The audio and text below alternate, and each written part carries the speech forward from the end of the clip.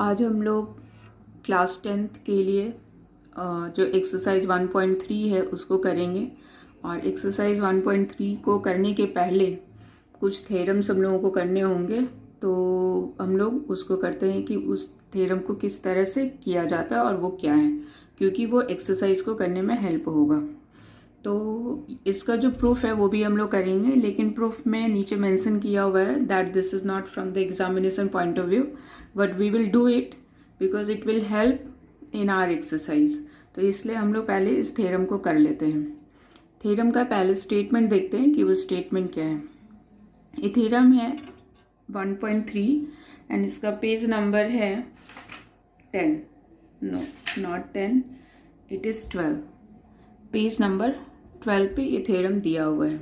ठीक है, इसका स्टेटमेंट ये है, let p be a prime number, p be a prime number if p divides a square then p divides a where a is a positive integer. ऐसा हमारा statement read करता है। ठीक है, तो इस स्टेटमेंट में एक्चुअली जो दिया हुआ है हम थोड़ा इजी वे में यहाँ पे लिख देते हैं कि वो क्या गिवन है और क्या प्रूफ करना है, तो इससे बेटर अंडरस्टैंडिंग मिलेगी। पहले तो हमारा जो गिवन क्या है, p क्या है, प्राइम नंबर है, p is a prime number, ये गिवन है। ये भी हमारा क्या है, ये गिवन है। और दूसरा क्या गिवन है, दूसरा गिवन ये है कि अगर हम लोग a स्क्वायर को, a is any positive integer, okay, तो अगर a स्क्वायर को अगर हम लोग p से डिवाइड करते हैं, if a square is divided by p, तो क्या होता है, रिमाइंडर 0 आ जाता है, बिकॉज इट इज़ रिटन है if p divides a square means कि p divides a square means कि ऐसा नहीं कि डेसिमल या फ्रैक्शन में आ जाए। अगर a स्क्वायर को p डिवाइड करता है तो रिमाइंडर 0 आ जाता है। a भी गिवन है हमारा। ठीक है, फिर प्रूफ क्या करना है, प्रूफ हम लोग को करना है कि p a को भी डिवाइड करना है, मीन्स कि यहाँ पे भी रिमाइंडर 0 आ जाएगा। It is we have to prove, ये हम लोगों को प्रूफ करना है। गिवन है p प्राइम नंबर है, ठीक है, एंड a स्क्वायर को p डिवाइड कर रहा है। ठीक है, a स्क्वायर को p डिवाइड कर रहा है, तो हम लोग को प्रूफ करना है, ये दोनों कंडीशन गिवन है and we have to prove that p also divides a। ठीक है, तो ये तो हम बेटर अंडरस्टैंडिंग के लिए एक्सप्लेन किए हैं। अभी हम लोग प्रूफ में ऐसा नहीं कि प्रूफ अगर कभी आती है या कभी लिखने की ज़रूरत पड़े then we do not have to write this. हम लोग लिखेंगे क्या, हम लोग यहाँ से प्रूफ स्टार्ट करेंगे। प्रूफ स्टार्ट करने के लिए प्रूफ हम लोग स्टार्ट करेंगे कि सपोज प्राइम ए का प्राइम फैक्टर्स हम लोग सपोज कर लेते हैं। ठीक है, ए के कितने प्राइम फैक्टर्स हैं, तो let prime factors of A B, A के क्या कौन कौन से प्राइम फैक्टर्स हैं। तो ए कोई पॉजिटिव इंटीजर है, उसके कोई कितने भी प्राइम फैक्टर्स हो सकते हैं, ये हम लोगों को नहीं पता because A is any arbitrary number. तो हम लोग ए को प्राइम फैक्टर्स के फॉर्म में हम लोग इस तरह से लिख सकते हैं, p1 p2 p3 up to pn, कुछ भी हो सकता है। ठीक है, p1 p2 p3 and pn, because a is any arbitrary number, तो हम लोगों ने भी इसके फैक्टर्स को भी आर्बिट्ररी कंसिडर कर लिया है। वेयर, लेकिन ये सारे क्या है, प्राइम नंबर्स हैं। Where p1 p2 p3 to pn are primes and not necessarily distinct, means कि ए कोई ज़रूरी नहीं है कि अगर ए का प्राइम फैक्टराइजेशन हम लोगों ने किया तो p1 2 आया तो p2 2 नहीं आ सकता, ये 2 भी आ सकता है। हम लोगों ने किसी का एक्सपोनेंट की 2 टाइम्स आया, 3 टाइम्स आया, 5 2 टाइम्स आया, हम लोगों ने ऐसा नहीं लिखा है। जितनी बार जो नंबर आया है हम लोगों ने प्राइम फैक्टराइजेशन किया है, सारे को हम लोगों ने p1 p2 p3 up to pn लिख दिया है। ठीक है, तो इसलिए यहाँ पे वो डिक्लेयर करना पड़ेगा कि p1 p2, वैसे तो यहाँ पे भी लिखा है p1 p2 pn are primes and not necessarily distinct, वो डिस्टिंक्ट नहीं है, ऐसा हम लोगों ने कंसिडर कर लिया है। ठीक है, अब इसके बाद में देयरफॉर ए स्क्वायर जो हम लोगों को करना है, ए स्क्वायर के बारे में हम लोग को गिवन कंडीशन है, तो हम लोग ए स्क्वायर से आगे जाएंगे। तो ए स्क्वायर क्या हो जाएगा हमारा P1 P2 P3 up to Pn, ठीक है। और ए स्क्वायर है तो ए तो हमारा ए का वैल्यू है, तो एक बार और हम लोगों को मल्टीप्लाई करना पड़ेगा P1 P2 P3 up to Pn, ठीक है। तो ए स्क्वायर की वैल्यू हम लोगों ने इसको मल्टीप्लाई कर लिया तो ए स्क्वायर हो गया। इसको हम लोग इस टर्म में भी लिख सकते हैं P1 square P2 square P3 square and so on up to Pn square. ये हमारी ए स्क्वायर की वैल्यू आ गई, ठीक है। अब ये स्क्वायर की हमारी वैल्यू आ गई। अब यहाँ से हम लोगों को स्टेटमेंट डालना है कि स्टेटमेंट से हम लोग प्रूफ करेंगे कि P A को भी डिवाइड करता है। अभी हमारा गिवन कंडीशन क्या है कि ए स्क्वायर को P डिवाइड करता है, ठीक है। ए स्क्वायर को क्या डिवाइड करता है? P डिवाइड करता है। तो इसका मतलब है कि ए स्क्वायर का एक फैक्टर जो है वो P है। कोई भी नंबर अगर किसी से डिविजिबल है तो इसका मतलब है कि वो उसका फैक्टर है, ठीक है। यहाँ पे हम लोगों ने सारे प्राइम नंबर्स लिए हैं और P भी एक प्राइम नंबर है, तो इसका मतलब ये भी है कि जो P होगा ये इन लोगों में से ही, ये सभी जो प्राइम नंबर्स जो हमारे गिवन है उसी में से होगा जो हम लोगों ने सपोज किया है। तो ये हम लोगों को मेंशन करना है, वो सारे स्टेटमेंट लिखने पड़ेंगे। स्टेटमेंट लिखने के लिए हम लोगों को क्या करना होगा, लेट सिंस लिखने के लिए ऐसा है कि हम लोग को गिवन क्या है कि ए स्क्वायर को P डिवाइड करता है, तो हम लोग को वो स्टेटमेंट यहीं से स्टार्ट करना है। It is given that P divides A square. P किसको डिवाइड करता है? ए स्क्वायर को। तो फिर इसके बाद में क्या लिखना है, therefore according to fundamental theorem of arithmetic, fundamental theorem of arithmetic, fundamental theorem of arithmetic P क्या होना चाहिए? P जो होना चाहिए वो ए स्क्वायर का प्राइम नंबर, ए स्क्वायर का ही फैक्टर होना चाहिए। तो यहाँ पे हम लोग को बस वही लिखना है, prime number P is a factor of A square, ठीक है। P इसको डिवाइड कर रहे हैं, इसका मतलब क्या है, P इसको डिवाइड कर रहा है, मीन्स कि इसको डिवाइड कर रहा है। इसका मतलब क्या हुआ, according to fundamental theorem of arithmetic, prime number जो P है, जो कि हमारा गिवन है कि P प्राइम नंबर है, वो क्या होगा, is a factor of A square, ठीक है। ये फैक्टर होगा ए स्क्वायर का। लेकिन फिर हमारा क्या है, but due to the uniqueness of the fundamental theorem of arithmetic,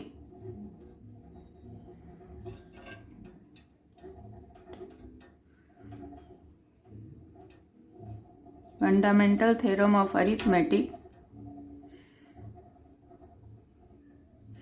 but due to the uniqueness of fundamental theorem of arithmetic, prime factors of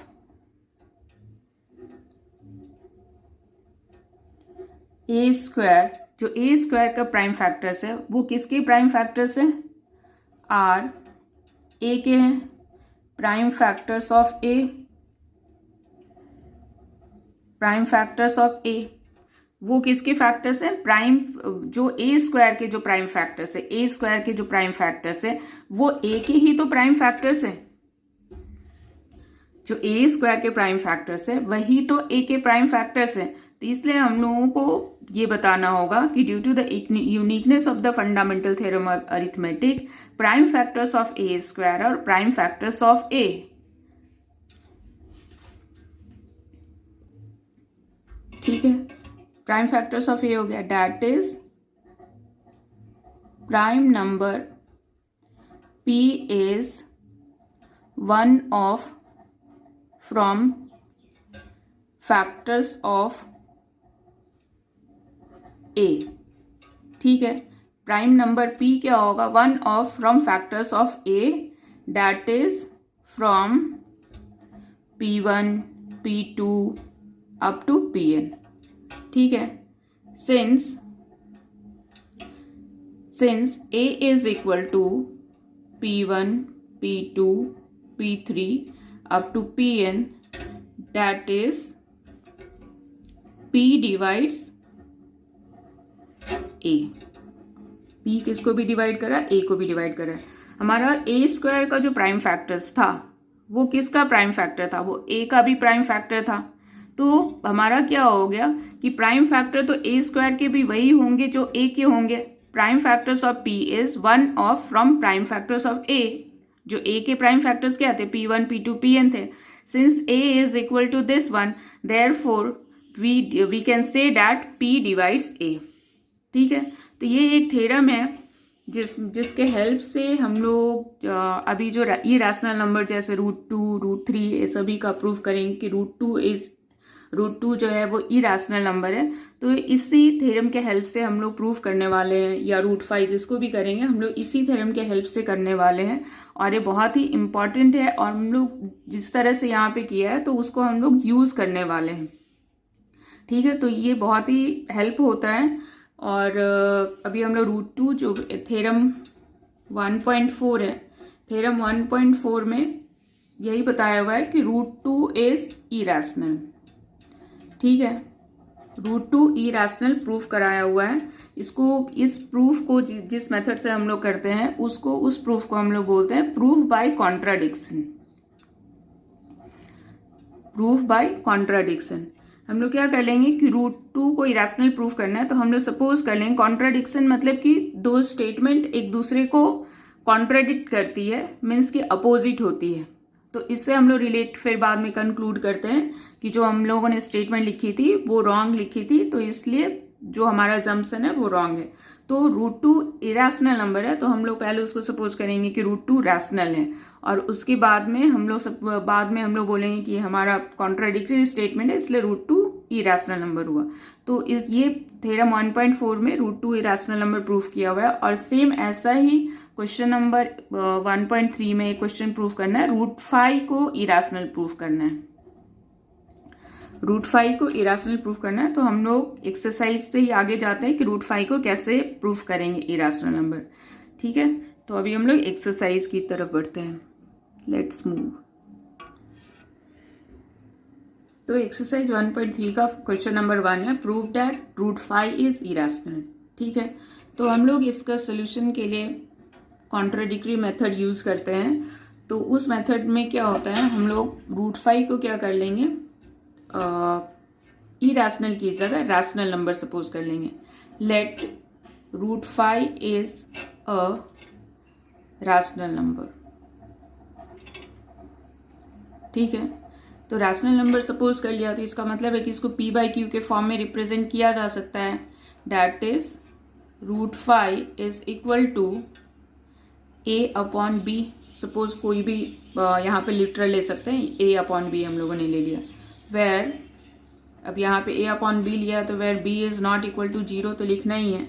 लेकिन यहाँ पे एक और चीज़ हम लोगों को A और B के बारे में लिखना है, वो लिखेंगे वेयर B तो नॉट इक्वल टू 0 है, क्योंकि अगर B 0 अगर हो जाता है तो रैशनल नंबर होगा ही नहीं। तो हम लोगों ने B नॉट इक्वल टू 0 यहाँ पे लिखना बहुत ज़रूरी है। ठीक है, नहीं तो यहाँ पे मार्क्स कट जाएंगे। एंड ये बहुत इंपॉर्टेंट क्वेश्चन है। तो B not equal to 0 and, और हम लोगों को क्या सपोज करना है, A and B are coprimes. A and B को क्या सपोज करना है, को-प्राइम्स। को-प्राइम्स कहने का मतलब कि इन लोगों के कॉमन फैक्टर केवल 1 ही है। ठीक है, दोनों के कॉमन फैक्टर केवल 1 ही है, तो वैसे नंबर्स को हम लोग को-प्राइम्स बोलते हैं। तो हम लोगों ने A एंड B को को-प्राइम सपोज कर लिया। ठीक है, सपोज मान लो कि जैसे एक 12 है तो दूसरा हमारा सपोज कर लेते हैं कि 12 एंड और दूसरा तो 12 के लिए क्या हो जाएगा, सपोज हम लोग 10 तो 2 तो इसका फैक्टर हो जाएगा।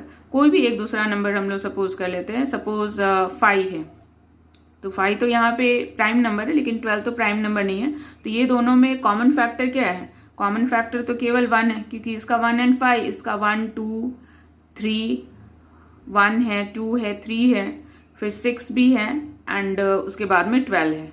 ठीक है, तो कॉमन फैक्टर दोनों की क्या हो गई, 1 हो गई। तो वैसे नंबर्स जिसके की कॉमन फैक्टर केवल 1 ही होते हैं, वो कोई जरूरी नहीं है कि दोनों प्राइम्स होंगे, बिल्कुल भी जरूरी नहीं है। कंपोजिट नंबर दोनों हो सकते हैं, जबकि यहाँ पे तो हम प्राइम नंबर लिए, दोनों कंपोजिट नंबर हो सकते हैं, लेकिन कॉमन फैक्टर 1 ही रहेंगे। तो हम लोगों ने सपोज करना क्या है कि b जो है वो नॉट इक्वल टू 0 है and a and b are coprimes. ये तो यहाँ तक इतना सपोज कर लेना है। और इसको जिस मेथड से किया जाता है, सारी की सारी मेथड वैसी ही होती है, एग्जैक्ट डिक्टो यही लिखनी होती है, इसलिए बोरिंग जैसा भी है। तो a एंड b आर को प्राइम्स हो गए। अभी हम लोग आगे जाते हैं कि इसके बाद क्या करना है। √5 is equal to a upon b हो गया। दिस इम्प्लाइज, क्रॉस मल्टीप्लाई कर लेते हैं, तो a is equal to √5b। ठीक है, अब स्क्वायर कर लेंगे, स्क्वायरिंग बोथ साइड्स। तो यहाँ पे a स्क्वायर हो जाएगा और ये हो जाएगा √5b स्क्वायर। ठीक है, स्क्वायर कर लिया। अब इसके बाद में ये क्या हो जाएगा, a square is equal to 5b square. ठीक है, a square is equal to 5b square हो गया। अब इसके बाद में हम लोग ऐसा बोल सकते हैं कि a स्क्वायर का एक फैक्टर 5 है, मीन्स a स्क्वायर का एक फैक्टर 5 है, मीन्स कि हम लोगों ने जो वहां पे स्टेटमेंट लिखा था कि p स्क्वायर को p डिवाइड करता है, तो यहाँ पे हम लोग ऐसा लिख सकते हैं a स्क्वायर को 5 डिवाइड करता है। ठीक है, a स्क्वायर को क्या डिवाइड करता है, 5 डिवाइड करता है, क्योंकि 5 डिवाइड करेगा तभी b स्क्वायर आएगा, because a and b are integers, तो 5 डिवाइड करेगा तो ही तो इंटीजर आएगा। तो ये हमारी एक स्टेटमेंट हो गई। और यहाँ इसको पहले हम लोग एक इक्वेशन लिख लेंगे और स्टेटमेंट में हम लोग लिखेंगे that is 5 divides a square. जब 5 a स्क्वायर को डिवाइड करता है तो अकॉर्डिंग टू थ्योरम 1.3 5 किसको डिवाइड करेगा, 5 a को भी डिवाइड करेगा। हम लोगों ने 1.3 में पढ़ा था कि अगर a स्क्वायर को p डिवाइड करता है तो a को भी p डिवाइड करेगा। यहाँ पे थ्योरम 1.3 लिख सकते हैं। ठीक है, देयरफॉर 5 डिवाइड्स a। अब इसके बाद में हम लोग को a 5 जो है a को डिवाइड कर रहा है, मतलब कि a का फैक्टर है एक 5, देयरफॉर हम लोग क्या लिख सकते हैं, a equal to 5c, because if 5 is a factor of a, 5 is a factor of a, तो हम लोग a को 5c तो लिख सकते हैं। 5 फैक्टर यहाँ के इसके फॉर्म में लिख दिया। अब हम लोग स्क्वायर कर लेंगे, तो a square is equal to 5c square. यहाँ पे चलो लिख देते हैं स्क्वायरिंग बोथ साइड्स। यहाँ पे भी फिर लिख दो स्क्वायरिंग बोथ साइड्स। ठीक है, अब इसके बाद में स्क्वायर करने के बाद में a क्या हो गया, a square is equal to 25c square हो गया। a square is equal to क्या हो गया, 25c स्क्वायर। अब इसको हम लोग इक्वेशन नंबर 2 कर लेते हैं। फ्रॉम 1 एंड 2 क्या हो गया, a square is equal to 5b square हो गया और यहाँ पे a square is equal to 25c square हो गया। तो हम लोग दोनों इक्वेशन से क्या कंक्लूड कर सकते हैं, from 1 and 2 5b square is equal to 25c square. ठीक है, 5b square equal to 25c square. This implies 5 को कैंसिल आउट कर दिया तो b square is equal to 5c square हो गया। b square is equal to क्या हो गया, 5c स्क्वायर। इसका मतलब क्या हो गया कि b स्क्वायर को 5 डिवाइड कर सकता है। b स्क्वायर का एक फैक्टर 5 है, तो हम लोग यही यहाँ पे फिर से स्टेटमेंट लिखेंगे that is 5 divides b square, therefore 5 किसको भी डिवाइड करेगा, b को भी डिवाइड करेगा। हम लोगों ने यहाँ पे स्टेटमेंट लिख लिया कि 5 जो है वो b को भी डिवाइड करेगा और 5 किसको डिवाइड कर रहा है, a को भी डिवाइड कर रहा है। 5 किसको डिवाइड कर रहा है, a को, एंड 5 b को भी डिवाइड कर रहा है। तो ये दोनों स्टेटमेंट से हम लोग को क्या पता चलता है, यहाँ पे जो एक स्टेटमेंट है कि 5 divides a and 5 divides b, इसका मतलब ये है कि a एंड b का एक कॉमन फैक्टर है जो कि 5 है। a एंड b का एक कॉमन फैक्टर है जो कि 5 है। ठीक है, जबकि हम लोगों ने क्या सपोज किया था कि a एंड b आर को प्राइम्स। हम लोगों ने सपोज किया था a and b are coprimes. ठीक है, a एंड b को प्राइम सपोज कर लिया, लेकिन हमारा जब हम लोगों ने प्रूफ करना स्टार्ट किया तो हम लोगों ने देखा कि ए एंड बी के एक कॉमन फैक्टर है जो कि 5 है, जो कि हमारा क्या है, स्टेटमेंट को, हमारा अजम्पशन को कॉन्ट्राडिक्ट कर रहा है।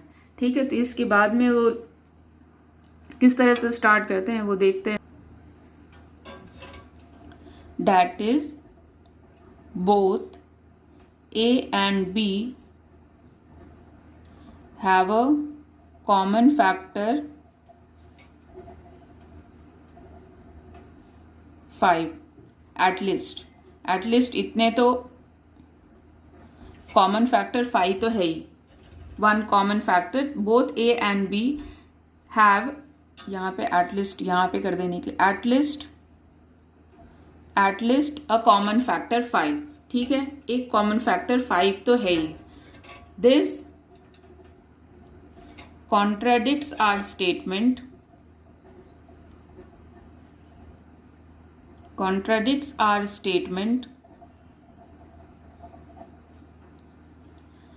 that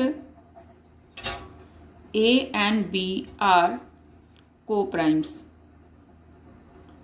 ठीक है, this contradicts our statement that a and b are co-primes। Means की co-primes तो नहीं रहे क्योंकि उनका एक कॉमन फैक्टर 5 भी है। और ये हमारा जो कॉन्ट्राडिक्शन आया है वो क्यों आया है उसको यहाँ पे लिखेंगे। This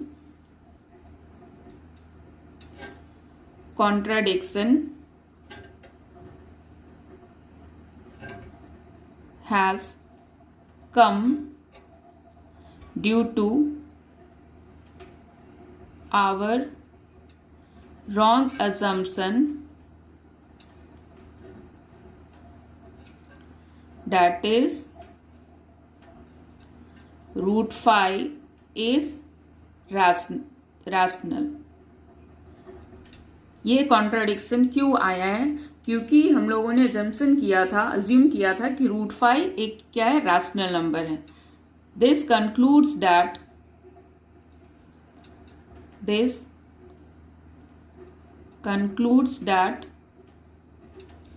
root 5 is irrational, not a rational। ठीक है, तो यहाँ पे हमारा स्टेटमेंट भी कंक्लूड होता है।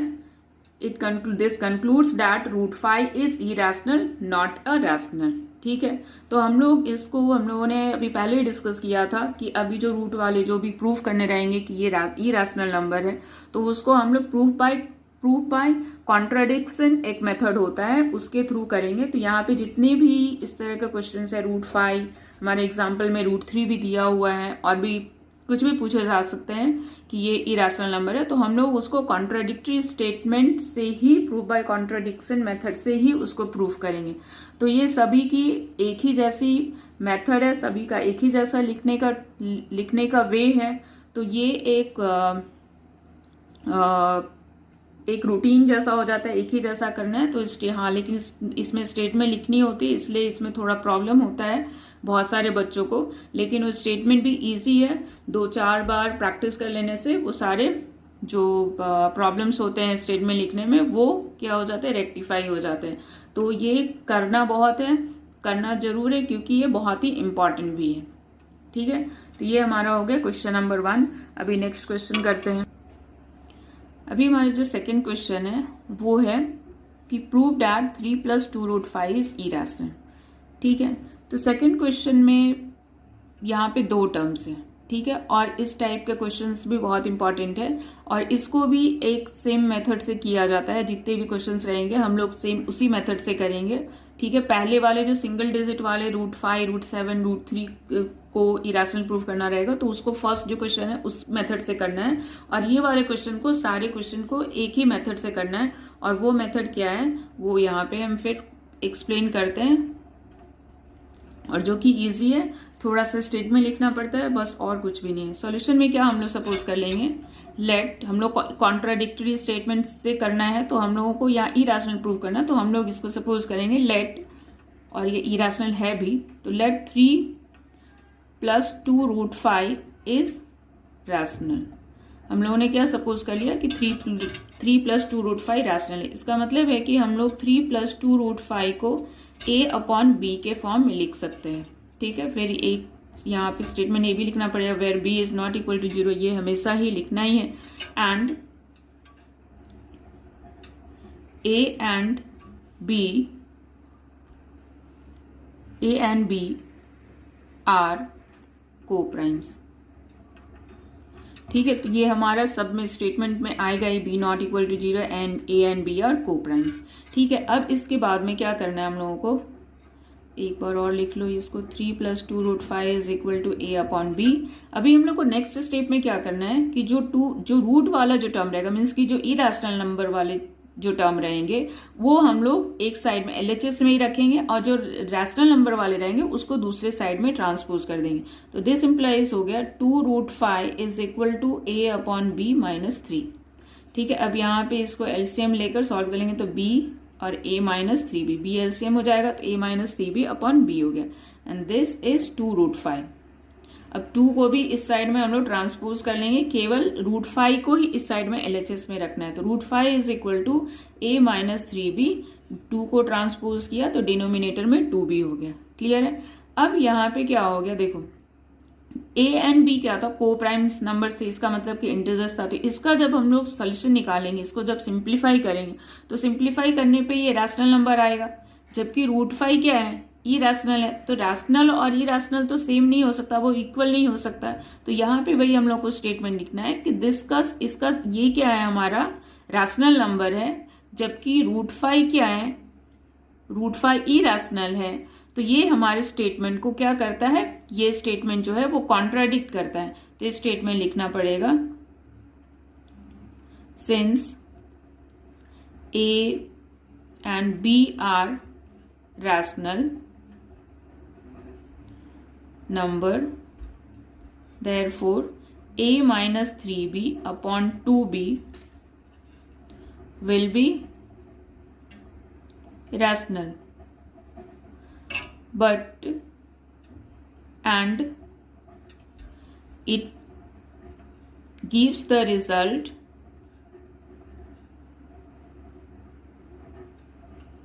that √5 is also rational। ये क्या रिजल्ट दे रहा है कि √5 जब ये रैशनल है तो ये भी रैशनल है, लेकिन ऐसा तो नहीं है। तो ऐसा नहीं है तो ये कॉन्ट्राडिक्शन हो गया। दिस कॉन्ट्राडिक्ट्स द फैक्ट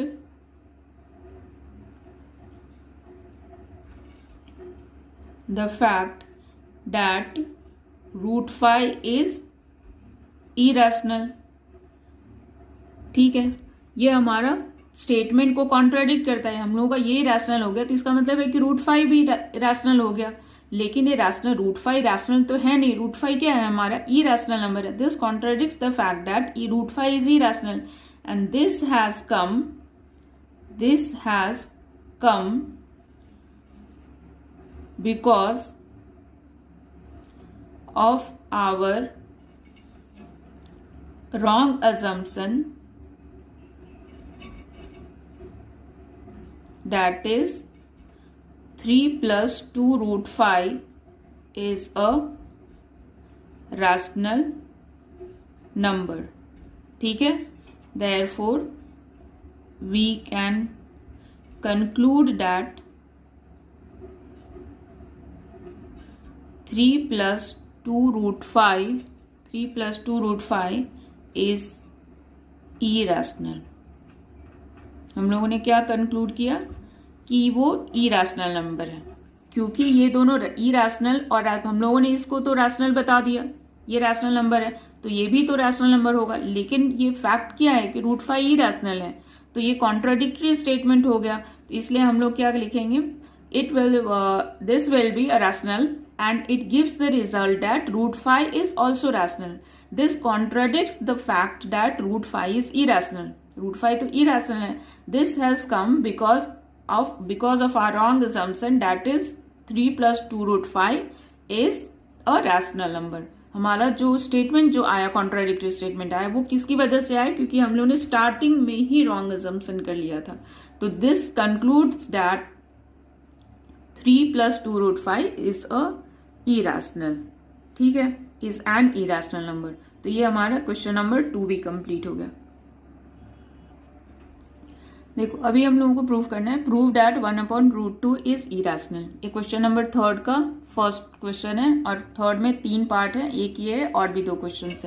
तो जब भी हम लोग को 1/√2 को इरेशनल प्रूव करना रहेगा तो हम लोग जैसे हम लोगों ने क्वेश्चन नंबर 1 को स्टार्ट किया था उसी तरह से स्टार्ट कर लेंगे, ठीक है, उसी तरह से स्टार्ट करना है। तो सपोज क्या करना है कि let 1/√2 is rational. Rational suppose कर लिया, इसका मतलब है कि हम लोग उसको P/Q के फॉर्म में लिख सकते हैं। तो A/B लिख लिया, where B is not equal to 0 and A and B are coprimes. A and B are coprimes हम लोगों ने सपोज कर लिया, ठीक है। दिस इम्प्लाइज, फिर हम लोग क्या करेंगे, क्रॉस मल्टीप्लीकेशन करना होता है। तो हम लोग इसको लिख सकते हैं B is equal to √2a, cross multiply कर लिया। अब इसके बाद में स्क्वायर कर लेंगे, सेम वही मेथड अप्लाई करनी है। तो B स्क्वायर √2 को स्क्वायर करेंगे तो 2 आ जाएगा और 2a स्क्वायर हो गया, ठीक है। यहाँ पे लिख देंगे स्क्वायरिंग बोथ साइड्स। ये B square is equal to 2a square आ गया। अभी हम लोग इसके बाद में स्टेटमेंट क्या लिखना था कि B स्क्वायर को क्या करता है, 2 डिवाइड करता है, ठीक है। B स्क्वायर किससे डिविजिबल है, 2 से डिविजिबल है। तो this implies 2 divides B square, therefore 2 किसको डिवाइड करेगा, 2 डिवाइड्स B को भी करेगा। ये हम लोग एक इक्वेशन नंबर 1 कर लेते हैं इसको, इक्वेशन नंबर 1, 2 डिवाइड्स B। अब B को 2 डिवाइड करता है तो हम लोग ऐसा लिख सकते हैं B is equal to 2C, क्योंकि B जो है B को 2 डिवाइड करता है, इसका मतलब है कि B का एक फैक्टर 2 भी है। तो हम लोगों ने B को 2C लिख लिया। This implies B equal to 2C। हम स्क्वायर कर लेंगे तो B square is equal to 2C square हो गया। यहाँ पे लिख देंगे स्क्वायरिंग बोथ साइड्स, स्क्वायर कर लिया, स्क्वायरिंग बोथ साइड से ये क्या आ गया हमारा, B square is equal to 4C square, ठीक है। अब ये क्वेश्चन नंबर 2 हो गया, ठीक है। अब ये equation B square equal to जो 2a स्क्वायर था and B square is equal to 4C square है, दोनों इक्वेशन से हम लोग कंक्लूड करेंगे। From 1 and 2 we get 2a square is equal to 4C square. अभी 2 से कैंसिल आउट कर देना है तो a square is equal to 2C square हो गया, ठीक है। अब यहाँ पे क्या हमारा स्टेटमेंट, ये a square equal to 2C square हो गया। यहाँ से हम लोग वैसे ही जैसे कि यहाँ पे कंक्लूड किया था B square equal to 2a square आया था, तो इसका मतलब है कि B का एक फैक्टर 2 है, मीन्स कि B जो है वो 2 से डिविजिबल है। तो 2 डिवाइड्स B स्क्वायर, तो 2 डिवाइड्स B, वो थ्योरम जो था हमारा थ्योरम 1.3, ठीक है। तो यहाँ पे भी हम लोग थ्योरम 1.3 तो यहाँ पे भी हम लोग थ्योरम 1.3 को यूज कर लेंगे। दैट इज 2 डिवाइड्स, 2 किसको डिवाइड कर रहा है, a स्क्वायर को डिवाइड कर रहा है। दिस देयरफॉर 2 किसको भी डिवाइड करेगा, a को भी डिवाइड करेगा। दिस इंप्लाइज 2 डिवाइड्स a, ठीक है। अब यहाँ पे 2 डिवाइड्स a हो गया और यहाँ पे भी 2 डिवाइड्स b हो गया, मीन्स कि a and b both are divisible by 2, means ये दोनों का एक कॉमन फैक्टर जो है वो क्या है, 2 है। फिर हम लोग कॉन्ट्राडिक्शन लगाएंगे यहाँ पे, that is both a and b have a common factor 2। तो ये हमारा क्या करता है, जो अजम्पशन है उसको कॉन्ट्राडिक्ट करता है। This contradicts our assumption that A and B are co-primes। Coprimes के assumption को क्या कर रहा है, ये कॉन्ट्राडिक्ट कर रहा है, ठीक है। तो कॉन्ट्राडिक्ट कर रहा है तो ये कॉन्ट्राडिक्शन क्यों आई है? तो this has come due to our wrong assumption. This has come due to our wrong assumption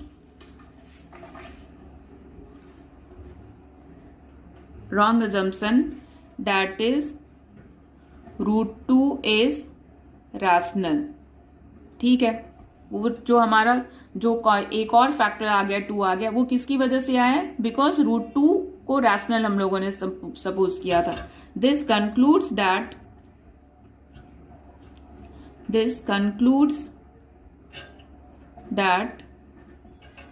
root 1 upon root 2 is irrational. ठीक है, ये हमारा कंक्लूड कर गया कि रूट 2 क्या है? हमारा इरैशनल नंबर है, वो रैशनल नंबर नहीं है. तो ये सेम एक ही जैसी स्टेटमेंट हम लोगों को बार बार लिखनी है, जहां पे भी इस तरह से करना है. क्या करना है? Prove that 1 upon root 2 irrational करना है. तो हम लोग क्या सपोज कर लेंगे पहले कि वो रैशनल है, ए अपॉन बी के फॉर्म में लिख देंगे. फिर उसके बाद में हम लोग यहाँ पे एक फैक्टर, कॉमन फैक्टर लेकर आएंगे. पहले हम लोगों ने बी स्क्वायर का एक कॉमन फैक्टर 2 है, बी को 2 डिवाइड करता है, बी का एक फैक्टर 2 आ गया. फिर नेक्स्ट में हम लोग बी को 2c लिख लेंगे, क्योंकि बी का एक फैक्टर बी को 2 डिवाइड करता है, मतलब कि बी का एक फैक्टर 2 भी है, तो b इक्वल टू 2c लिख लेंगे. तो बी स्क्वायर से हमारा ये जो स्टेटमेंट आ जाएगा, तो ए स्क्वायर का भी एक फैक्टर क्या आ जाएगा? 2 आएगा. जबकि जो हमारा जो स्टेटमेंट जो था कि ए एंड बी का को प्राइम है, मीन्स की कॉमन फैक्टर कुछ भी नहीं है, 1 के एक्सेप्ट कोई भी नहीं है, तो 2 भी एक फैक्टर आ गया, कॉमन फैक्टर 2 आ गया, जो कि कॉन्ट्राडिक्ट कर रहा है हमारा स्टेटमेंट. तो जिसके कारण से ये क्यों हुआ है? Because of our wrong statement that 1 upon root 2 is a rational number. और इससे क्या कंक्लूजन हमारा निकलता है? इससे हमारा यही कंक्लूजन निकलता है कि 1 अपॉन रूट 2 क्या है? इरैशनल है. तो जहां पे भी 1 अपॉन रूट 2 इस तरह का टर्म है, तो हम लोग उसको फुल एक प्रूफ कर लेंगे कि वो किस तरह से इरैशनल नंबर आता है. ठीक है, अभी इसके बाद में थोड़े और 1-2 क्वेश्चन है, उसको देख. अब हमारा नेक्स्ट क्वेश्चन जो है वो है 7 रूट 5 को इरैशनल प्रूफ करना है. तो इसमें ज्यादा कुछ करना नहीं होता इस तरह क्वेश्चन में, ये इजी में से क्वेश्चन होता है. हम लोग यहाँ पे सपोज कर लेंगे लेट 7 रूट 5 इज रैशनल. ठीक है, रैशनल सपोज कर लिया. फिर 7 रूट 5 को ए अपॉन बी के फॉर्म में लिख लिया, where b is not equal to 0 and a and b are को primes.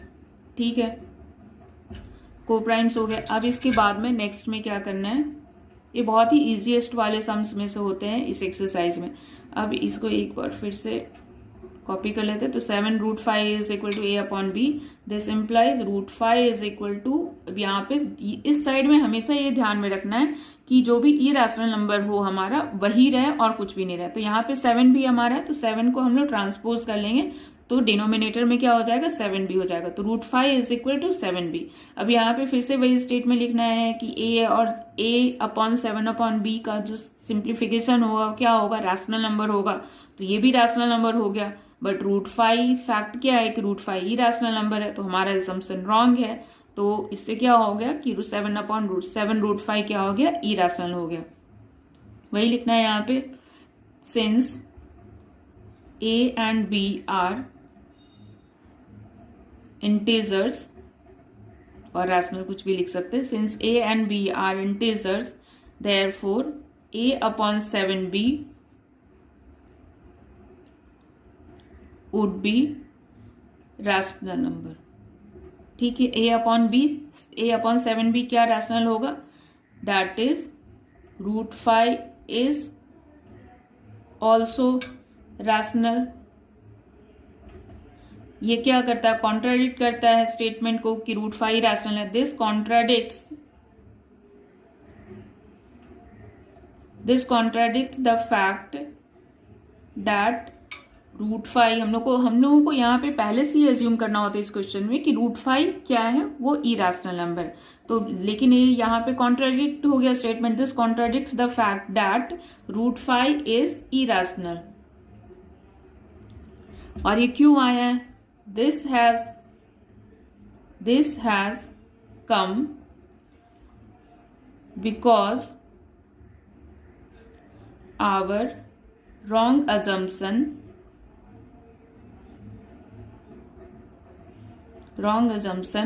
that is 7√5 is rational. This concludes that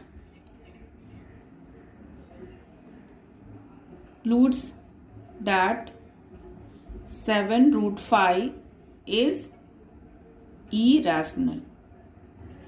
ठीक है, तो यहाँ पे स्टेटमेंट हमारा कंक्लूड हो गया कि 7√5 क्या है, वो इरेशनल नंबर है। तो सेम उसी तरीके से करना है, यहाँ पे स्टेटमेंट भी हर एक में सेम एक जैसी ही लिखनी होती है।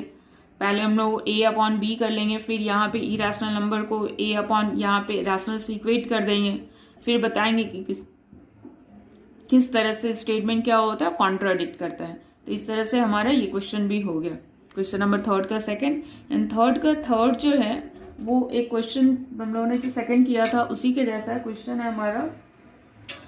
6 + √2 को इरेशनल प्रूफ करना है। तो 6 + √2 ये सेकंड क्वेश्चन जैसा है, तो इसको तो अभी हम लोग नहीं करते, ये तुम लोगों के लिए होमवर्क रहेगा। ठीक है, तो हमारा ये एक्सरसाइज 1.3 क्या हो गया, कंप्लीट हो गया। एक्सरसाइज 1.3 यहाँ पे कंप्लीट हो गया। अब हम लोग नेक्स्ट वीडियो में नेक्स्ट एक्सरसाइज करेंगे। Okay, thank you very much.